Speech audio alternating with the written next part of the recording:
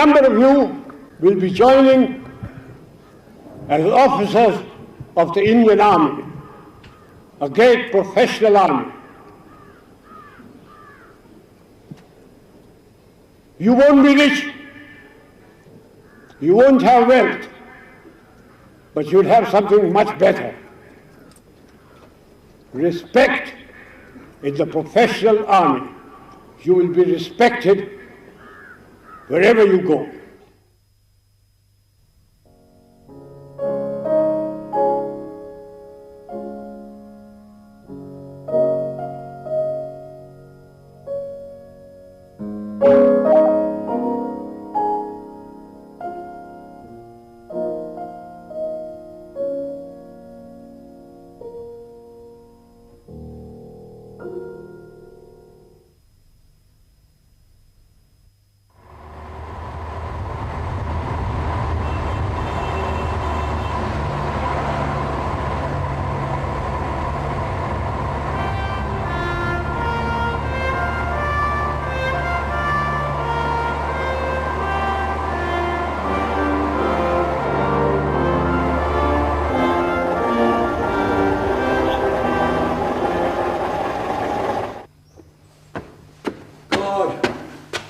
Hi Sam. Hello son, how are you?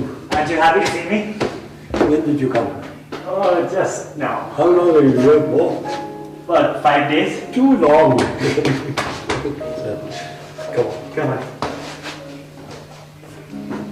Sam Hormusji Framji Jamshedji Manekshaw was born in a Zoroastrian family at Amritsar in 1914. So? One of the finest military commanders of the nation, Sam became India's first Field Marshal in 1973, attaining the highest rank in the Indian Army.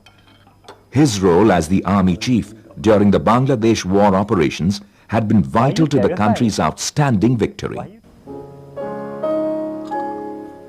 Today, the Field Marshal lives alone in the Nilgiri Hills in South India. He travels back in time over his rich and unique life with his grandson Jahan, making the past come alive. So Sam, tell me about the beginning of the Bangladesh War. The Mukti Bahini. Oh, usual political stunts.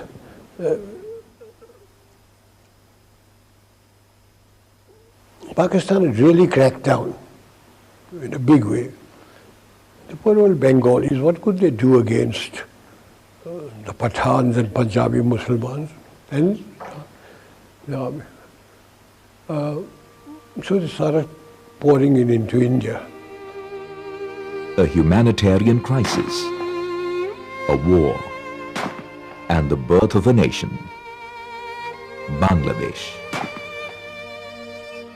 In April 1971, millions of refugees from East Pakistan began pouring into India when Pakistan's military ruler, General Yahya Khan, cracked down on the Bengali population. He was hoping to suppress their demand for autonomy. Situation created by the Indian aggression is leading the two countries to a point of no return. The sole bond of religion was not strong enough to hold this population of 75 million under the yoke of Pakistan any longer. Under the leadership of their popular leader, Sheikh Mujibur Rahman, they demanded an equal and rightful share in governance of their own country.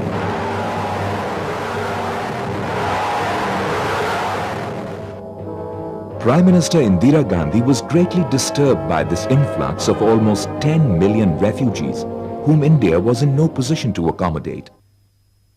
She felt the solution lay in going to war with Pakistan and summoned General Manekshaw, Chief of Army Staff since 1969. And Mrs. Gandhi, in an awful temper, looked at me and read out messages from the Chief Minister of West Bengal that thousands of refugees have poured in, from the Chief Minister of Assam, the Chief Minister of Tripura. And she looked at me and said, "What are you doing about it?" "Nothing. What's it got to do with me?" He said, I want you to do something. I said, what do you want me to do? He said, I want you to march into East Pakistan. I said, that means war. So she said, I don't mind if it's war. So I said, oh, have you read the Bible? God said, let there be light, and there was light. And you say, let there be war, and there was war. Are you ready? I certainly am not. Then I said, this was about 23rd of April. I said, you know, the Himalayan passes are opening, and if the Chinese give us an ultimatum, and I said, the monsoon will be breaking in a few days' time, and when it rains in that part of the world, it pours. Rivers become like oceans. If you stand on one bank, you can't see the other. My movement will be confined to roads. Because of climatic conditions, the Air Force will not be able to support me. And if I were to go in, I guarantee you 100% defeat. I said to Mrs. Gandhi, will you now give me your orders? And she, all right, cabinet would meet again at 4 o'clock. So everybody started walking out, I being the junior one. A smile on my face as I was going out. She said, Chief, stay behind. I said, Prime Minister, before you open your mouth, shall I send in my resignation on grounds of health, mental or physical? And she said, oh, sit down, Sam, tell me. Everything you told me is the truth. I said, yes, everything I've told you is the truth. I said, it's my job to fight to win, not to lose. And she smiled at me, she said, all right, Sam, you let me know when you're ready. By December, the tension between India and Pakistan was at its height. Bangladesh's freedom fighters, the Mukti Bahini, were bravely resisting the Pakistani onslaught. The war finally began on the 3rd of December 1971 after Pakistan attacked several Indian airfields. Strategic military planning ensured excellent coordination between the Army, the Navy and the Air Force. India did not have to fight any foreign ally of Pakistan, neither China nor the United States of America, both of whom could have been very dangerous.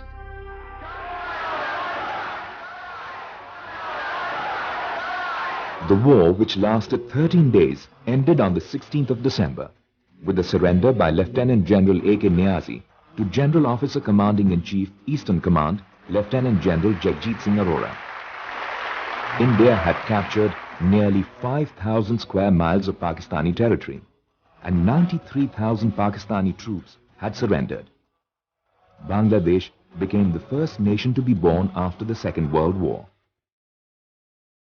Indira Gandhi's rule as Prime Minister had reached its peak. 62, the morale had gone right down to the ankle. 65 restored it, but very partially. Not until this brilliant victory was that morale fully restored. Here was a complete victory. The whole world looked on India now as a great regional power. Before, we were not considered to be so powerful. But after the Bangladesh war, we emerged as a major power in the whole of this area.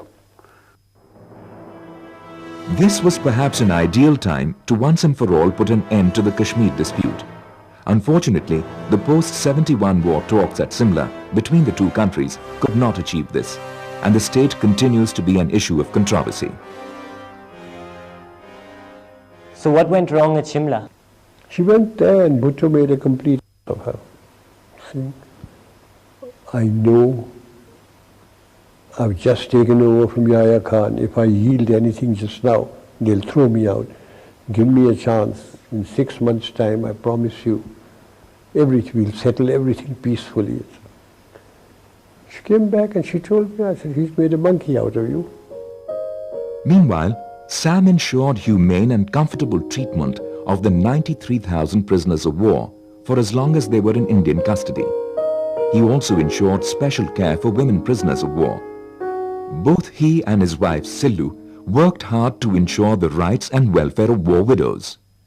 while these Pakistani prisoners of war lived in Pakka barracks belonging to the Indian Armed Forces in properly constructed buildings and in strong shelters. Our troops were staying in tents throughout that year and a half that the Pakistani troops were here. I went to Pakistan about 2 months after the conflict, and they really gave me a first-class welcome. The governor, this was at Lahore, the governor invited me for lunch, gave me a martini before lunch, wines at lunch, and during lunch he said, "General, will you do me a favor?" So I said, "If I can, Mr. Governor, I will." I thought he was going to be asking me about some relation of it. He said, "My staff is outside. They want to shake hands with you." I went out, and there they were all lined up. About the 11th man took his pagri off and put it at my feet. So I picked it up. I gave it to him. "ये क्यों आपने किया?" कहता, "हजूर, आप थे तो हम बच गए. मेरे 5 लड़के आपके कैदी हैं. उनकी चिट्ठी आती है कि आपने सबको कुरान शरीफ दी. वो लोग बैरक में सोते हैं, आपके जवान बाहर सोते हैं. वो लोग चारपाई पे सोते हैं, आपके जवान ज़मीन पे सोते हैं. आप जब जाते हैं हाथ मिलाते हैं सबके साथ, लंगर में जाके खाना टेस्ट करते हैं." And he turned around, the governor was with me. अब हम कभी नहीं मानेंगे साहब कि हिंदू खराब है. And I got into trouble in my own country. The bureaucrats and the ministers complained about me कि चीफ साहब तो उनको ऐसा रखते हैं कि जैसे उनके जवाई हैं, as if they were my sons-in-law. They complained against me, cabinet meeting, at the meeting. Mr. Gandhi looked at me, I said, "Prime Minister, they were soldiers. They fought. They fought extremely well. They lost. And I'm looking after the soldiers. No, I've forgotten all about the war and everything." Soon after the war, General Manekshaw was awarded the Padma Vibhushan for his exemplary contribution to the nation. On 1st of January 1973, he was made India's first Field Marshal, a rank that is held for life. He therefore continues to be the senior-most officer of the Indian Army. I think he deserved it. He was the army chief, and he had won the biggest victory we have ever had. He was the army chief, and therefore credit has to go to him. He's one of the finest military commanders that India has produced. Why one of? Perhaps the foremost. Sam, what was your greatest achievement in the army? Do you know, from the rank of 2nd Lieutenant to Field Marshal, I have never punished a man. My Adjutant General, when I was the chief, and my Judge Advocate General used to get, wild. These court-martial proceedings would come to me. If they said not guilty, I'd sign. If they said guilty and punished, I'd take the file home, I'll look at it, I'll say, "No, I think witness number 3 has lied with the so-and-so thing." And they say, "How can we maintain discipline with you as the army chief? You're not punished." I say, "You damn chaps, sit in Delhi with your wives and your children in lovely homes, and you forget what those chaps are going through." About a year after the Bangladesh war, I had come down from England, and we went shopping for, just father and I, because I wanted to buy some cutlery. And we happened to find ourselves in Connaught Circus. And somebody, I think it was one of the shopkeepers where we went inside, recognized my father. Next thing you knew was he must have phoned up his friends, or the grapevine, whatever it was. But the whole area where we were, every shopkeeper was out. Every shopkeeper had something to say, came and talked to him. Somebody wanted to touch his feet, somebody wanted to give him a present, somebody had some story to tell, and it was amazing how much affection and respect he commanded at that time. I couldn't go anywhere when people would ask, General, when are you taking over? One evening at 4 o'clock in my office, I was having tea when Mrs. Gandhi rang up. She was in Parliament House. And she rang up and said, Sam, are you very busy? And I said, Prime Minister, the Army Chief is always busy, but never too busy to talk to his Prime Minister. She said, can you come over? And I said, I'm having tea here. She said, oh, I'll give you tea. I said, I have good tea here, you'll give me muck. He said, oh, come over. So I said, okay. So I got hold of the ADC. I said, the girl wants me. Come on, get the car. The girl wants me. I always knew I'd talk like that. So we got into the car, went to Parliament House. She was sitting in her office at a kidney-shaped table. She was an actress. She was sitting down like this. I walked in my breezy way. I said, hello, Prime Minister. You seem worried. What's wrong? She said, I've got problems. So I said, oh, cry on my shoulder. What are your problems? And she looked me straight in the face and said, you are my problem. So I said, now what have I done? Have I made a speech? Have I done something stupid? So I said, what have I done now? She said, everybody says you're going to take over from me. So I said, and what do you think? She says, you can't. And I said, oh, you think I'm so incompetent? I didn't mean that, Sam. You wouldn't. She has a long nose, I have a longer one. I put my nose next to her. I want to tell you, I have no intention or even a thought of getting involved in politics or taking over, as long as I command my army without interference.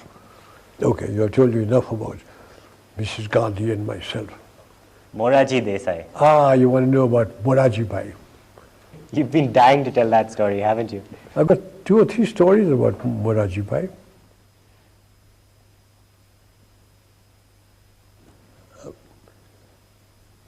When I became Army Chief, Morarji Bhai was the Finance Minister in Mrs. Indira Gandhi's cabinet. Then he became Prime Minister. Mrs. Gandhi lost the election, he became Prime Minister. One day he said, I believe you drink? So I said, yes, I have.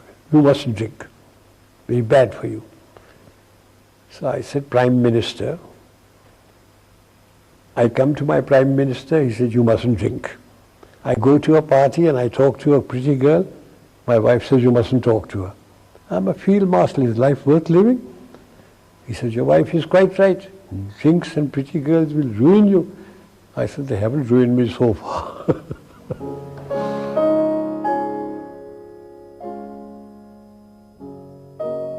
Sam, what are you reading?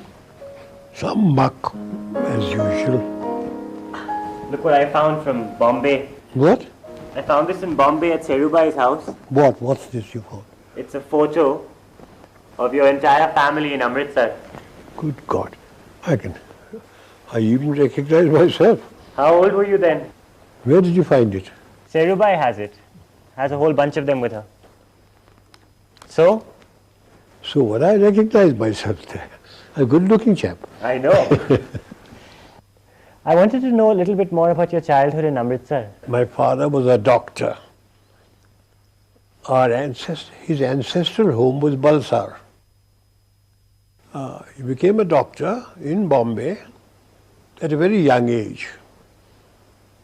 Then he met my mother and he got married, but he couldn't earn a living in Bombay.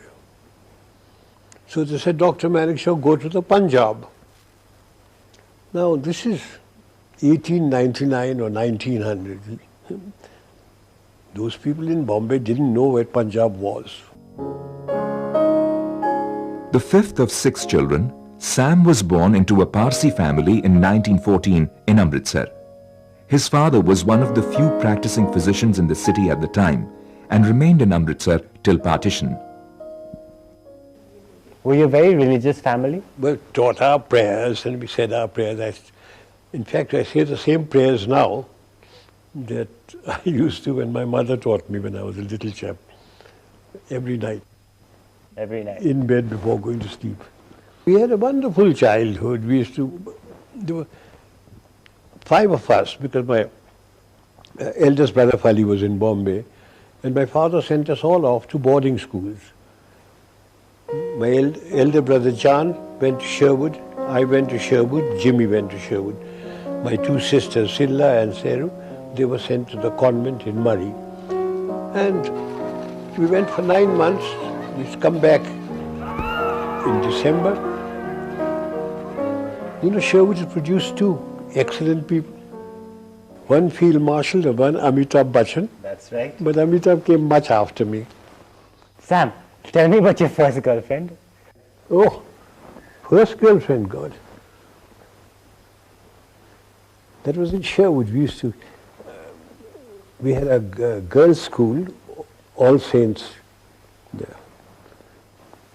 I mustn't give you her name either. We used to go at night.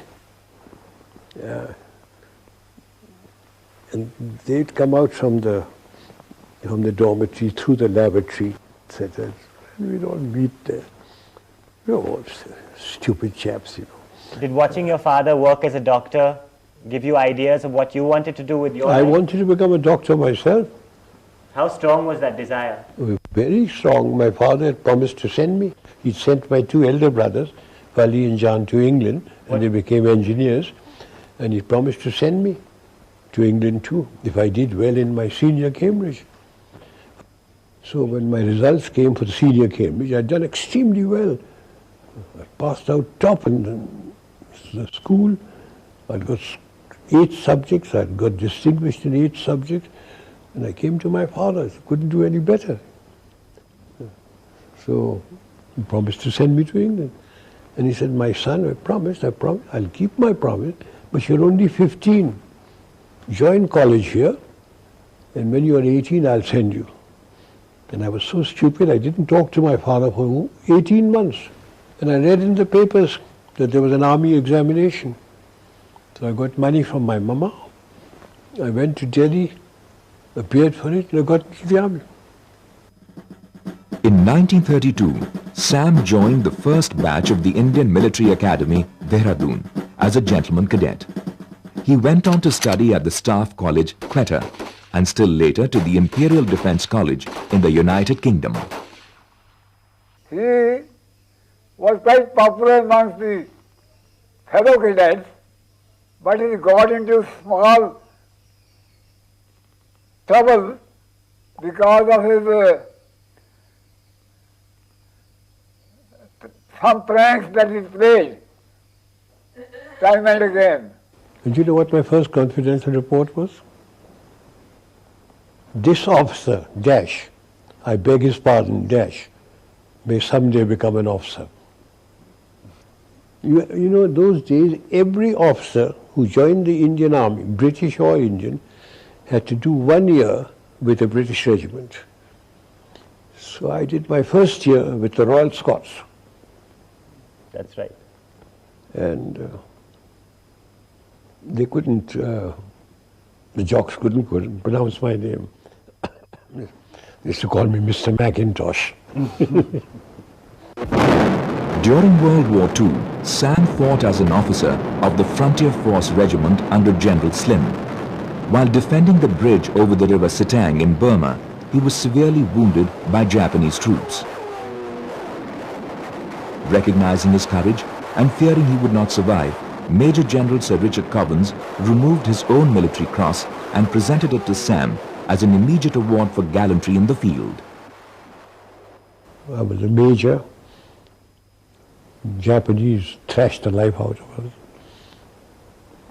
Jap put a whole burst of Tommy gun into my stomach. Nobody thought I'd ever live. My mother-in-law always used to start saying her prayers early in the morning around about 4 o'clock. And as she was saying her prayers, suddenly she looked up and she saw my husband drenched in blood. and she knew that Sam was wounded, because my husband and Sam were very close to each other. And within 2 or 3 hours, we got a telegram saying Sam was wounded. It was, what, 36 hours after I was wounded. And I was lying there moaning, blood coming out of my mouth and from everywhere else. And my batman, Mayor Singh, got hold of the surgeon, Australian surgeon, said, my Saab is wounded. So he said, when was he wounded? He said, yesterday. Where was he wounded?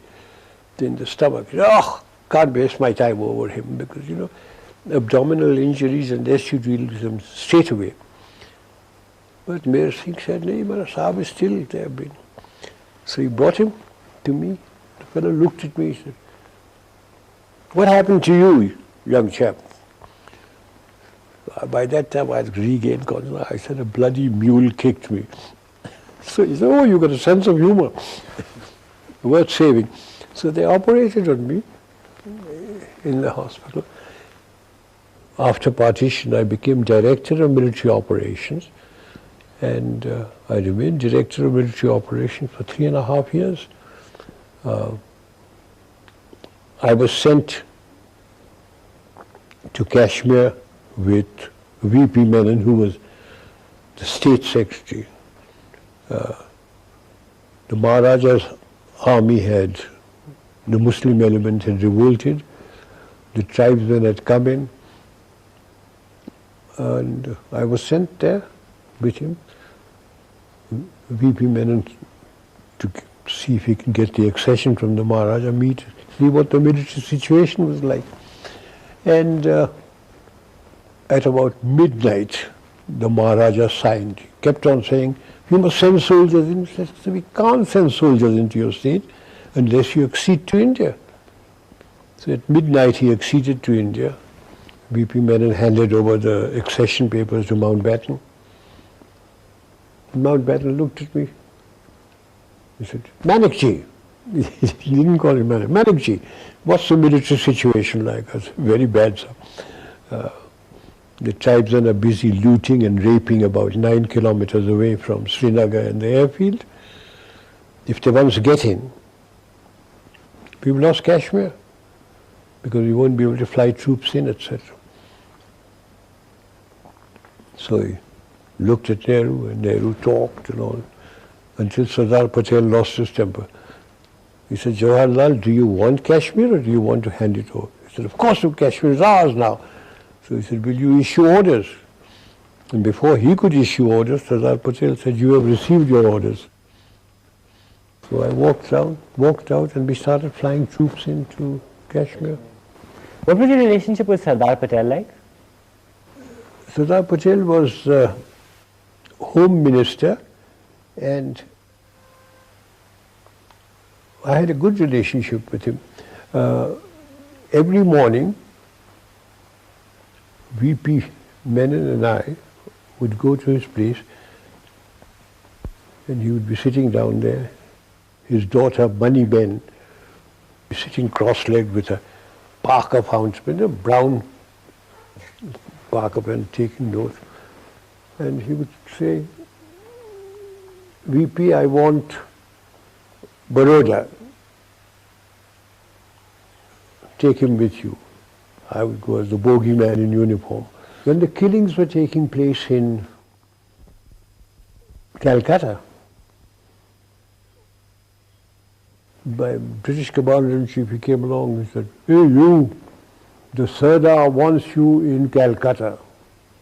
So I said, why me, sir? He said, he phoned, he wants you there. An aircraft has been laid on for you. So I went there.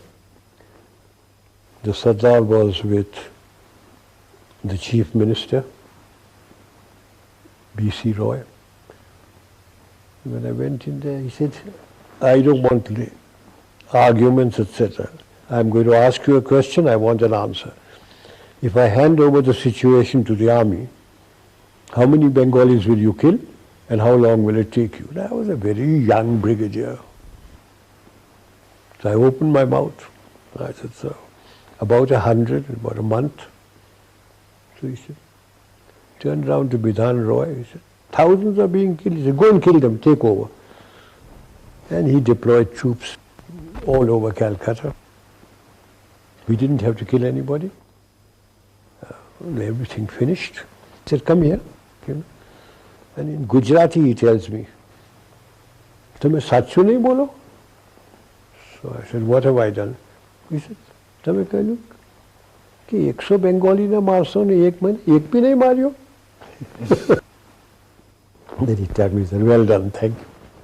Brigadier Manekshaw, as he was then, made quite a name for himself as the director of military operations, and his highly professional manner of working brought him to the knowledge, more correctly, brought him into notice of all that mattered in the country and in the services. And very often at about 7:30 or 8 o'clock in the evening, when we were going back, he would come and sit with all the G3s, the captains, with his feet on the table as usual, cracking jokes and discussing matters, but in a most informal and lively manner. Oh, he was very fond of junior officers. He is always joking and laughing and pulling their legs, and you know, the junior officers were very pally with him. They never felt any fear of a senior officer or anything like that. Sam was very, very jolly chap. After being Commandant of the Infantry School Mau in 1955, Major General Manekshaw had become Commandant of the Defence Services Staff College Wellington, Nilgiris in 1959.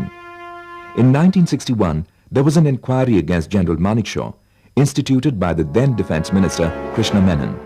Sam was accused of being too anglicized, and statements allegedly made by him on various occasions in the past were collectively dug up and used as evidence.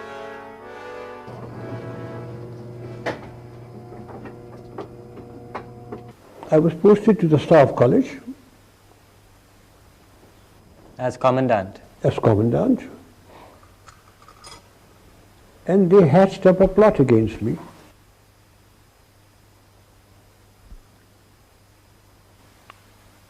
They had inquiries against me. And what were the charges against me? That I'm more British than Indian. That I am alleged to have said that I will have no instructor at the Staff College whose wife looks like an ayah. Oh, in some ways you can say that the charges were very comic. He was alleged to have made remarks which no man in his senses would really make. Sam had a habit of speaking out of turn, and what he said could be misinterpreted. Sam was genuinely a nationalist, but he used to come out with most outrageous remarks. Actually, it was all rubbish. There was nothing in it. It was just twisted, just to fix him. He seemed to handle it very well because he did not let it affect his behavior pattern as an instructor or as a commandant. How did Mama react to all of this? We didn't bat an eyelid. We just carried on as if nothing had happened. Towards the end of the inquiry, China attacked India over a border dispute in October 1962. The attack took everyone, including Pandit Nehru, by surprise, and the Indian Army, completely unprepared for a war, faced a debacle. Sam was sent to Tezpur as General Officer commanding 4 Corps. Then the Chinese came into Nifa, and General Kaul was sacked and Krishna Menon was removed, and Nehru sent for me. Said, I've got a vigorous enemy, will you go and take over? And I said, I've been waiting 18 months for this, Prime Minister. And he said, oh, that was all a mistake. That was all a mistake. Will you go? I said, yes, I'll go. So I took over the thing. And so I always say that the Chinese came to my rescue. If the Chinese hadn't come in, and if Krishna Menon and Kaul hadn't been sacked, I don't know what they would have done with me. I said, I don't want to know what happened in the past. All I want to know is who are my commanders, Where are the Chinese? How much ammunition have I got? How much oil, petroleum and food have I got? I just leave the map to be here. After half an hour, I rang the bell, they came in, and I said, I don't know whether I'm doing right or wrong, but these are my orders. And that was the time when the Chief of Staff took his hat off, flung it on the ground, jumped on it. He said, thank effing God, at last somebody is giving orders. We have never had orders before. And my orders were that we'd start advancing. So where? No, Khanna, Leisure. So Sam, tell me about when you joined the Gurkhas. Oh Lord.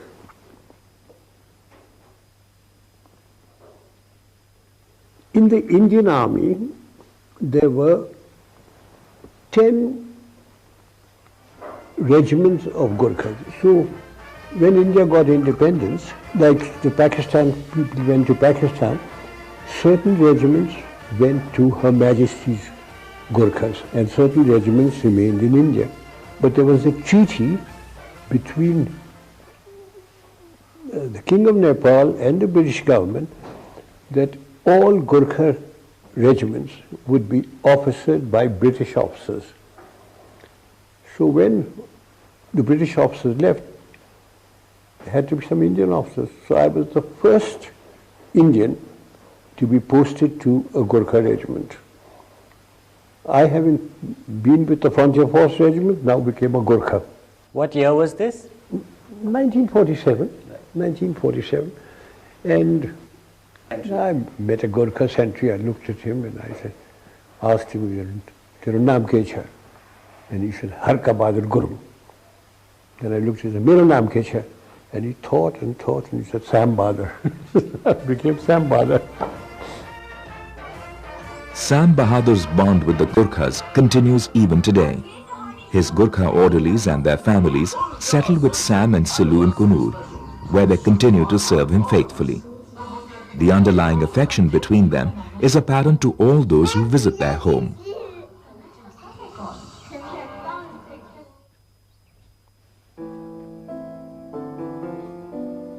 Hey Sam. After retiring as Army Chief, the Field Marshal created a new life for himself in the boardrooms of the corporate world.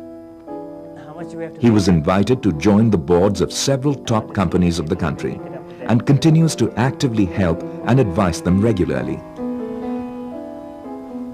His ability to motivate people from all walks of life is perhaps one of his greatest assets. I'm going on the 29th of this month to Madras. From Madras I catch a flight to Calcutta.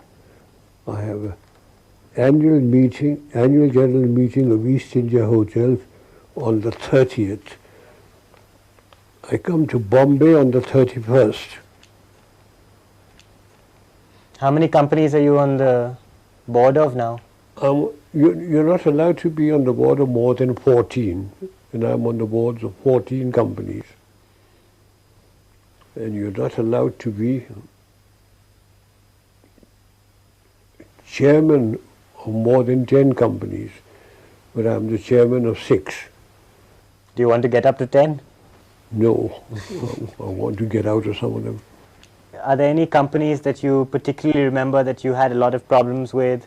Companies that maybe you had a hand in helping turn around or become profitable or become more efficient? I don't think so. In fact, I think quite a lot of them became less efficient. Well, he retired, and I suppose he had a lot of common sense, and his name was good, so a lot of boards requested him to come on their board. Oh, he creates a very good atmosphere, because the staff all like him, and they look up to him. So he was very popular with the shareholders also. Board meetings were always a great pleasure with him chairing them, and I found him very incisive,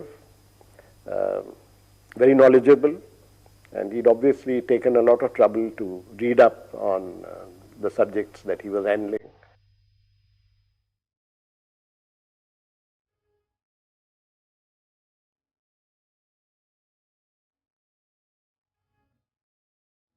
The calm and constant presence in Sam's life was his wife, Silu.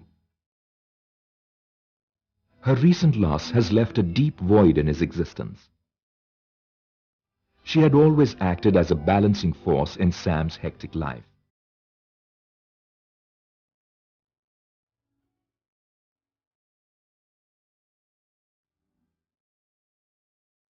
A talented artist, Silu was actively involved in the Army Wives Welfare Association, particularly during the Bangladesh War. After settling in Kunur, she played an instrumental role in taking forward a small medical clinic for the poor, which is now well known throughout the Nilgiris. She donated the proceeds from the sale of her paintings for the clinic as well. Silu was really a very fine person. She was, I can't explain it, but she was loved by all. No one had a bad word about her. She took part in social work. She had no chip on her shoulder, and she understood people. She understood people much better than her husband. Oh, she was a very supportive wife. I mean, she was always there by his side and always added to Sam's charms, because the two of them went together everywhere and they were almost inseparable. He was head of a very happy family, and I think that went a long way in molding the mental makeup of this man. He was happy at home, so he was efficient and happy in his work. So Sam, tell me, having been in born in Amritsar, having lived all over India, why did you finally choose to settle in a place like Kunur? Funny. I used to be the commandant of the staff college, and then after the Chinese, I was sent off to take over that defeated army. And Mama was here, and she bought half acres of hillside for the princely sum of 18,500 rupees. Mama built this house? Mama got it built anyway. She designed it. So why don't you tell me why we call this place Stavka? Oh, that's very simple. Stavka, if you read War and Peace, is the headquarters of the highest military commander in the land. And I didn't know what to call it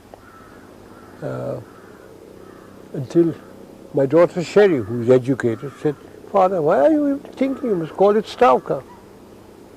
I said, "Why Stavka?" And she told me. Have you read War and Peace? No. What all do you do in terms of Kunur and its community? Very little. When Silu was living, we'd go out, she'd arrange things, we'd go out. After she died, I keep to myself mostly. But you should go out and socialize some. Nobody likes mixing with a field marshal. Oh, come on. Tell me more about Silu. What did she do in the army as an army wife? Oh, she did a lot. She did all the army wives' welfare funds and all that sort of thing. She's very good that way. She did a lot of philanthropic work here also? Yes, she started that clinic, and she did that. She's very good about all those things. Anyway, why do you keep on asking me about my wife? Because, okay, one final question. What? Then I'll leave you to it. Yeah. Actually two final questions. Two now, go on. Yes, yes. One. What? Looking at your life as a military general, having all that power at your command, are you happy with the way things went? Was there anything you would have liked to have done differently in your entire career as a general, as a soldier? No, quite happy. And how about your personal life? I had a very pleasant personal life. I had my two daughters, I had my grandchildren, I had my wife, I had my Gurkhas. Quite happy. Do you like your grandchildren? Some of them. Come. Now where are you taking? We're just going to the edge of the balcony.